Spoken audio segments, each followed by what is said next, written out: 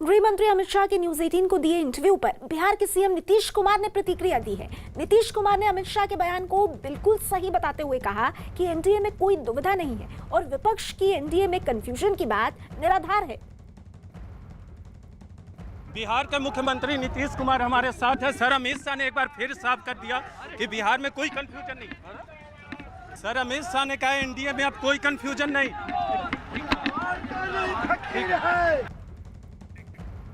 हिंदुस्तानी आवाम मोर्चा के प्रमुख और बिहार के पूर्व सीएम जीतन राम मांझी ने अमित शाह के बयान पर कहा कि नीतीश कुमार के नेतृत्व में ही चुनाव लड़ा जा रहा है।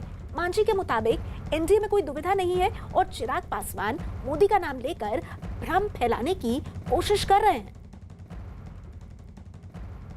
जीतन राम मांझी इस वक्त हमारे साथ हैं अमित शाह के इंटरव्यू पे बातचीत करने के लिए। अमित शाह ने न्यूज 18 से खास बातचीत में कहा कि मोदी लहर है जिसका फायदा बीजेपी और जेडीयू को भी बिहार चुनाव में होगा और नीतीश से उनके नेता होंगे एनडीए के। अभी के संदर्भ में अमित शाह जी ने ये बात कही है तो ये उनका बड़प्पन है। गठबंधन धर्म का यही माने है कि हर किसी प्रकार की कोई बात हो, शंका की बात हो, उसको स्पष्ट करना चाहिए। वैसे आज नई बात नहीं है।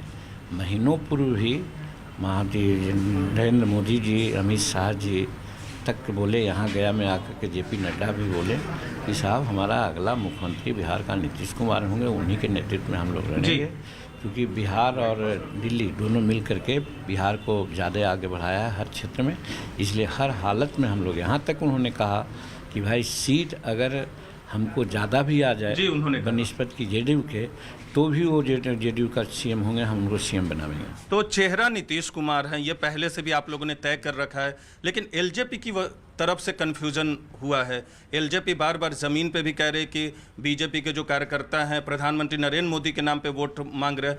तो क्या एनडीए के भीतर कन्फ्यूजन है कि बार बार अमित शाह हो या जेपी नड्डा हो या बाकी बीजेपी के नेता हो, उस कन्फ्यूजन को क्लियर करना पड़ रहा है? एनडीए में कन्फ्यूजन है, ज़मीन पे कन्फ्यूजन है?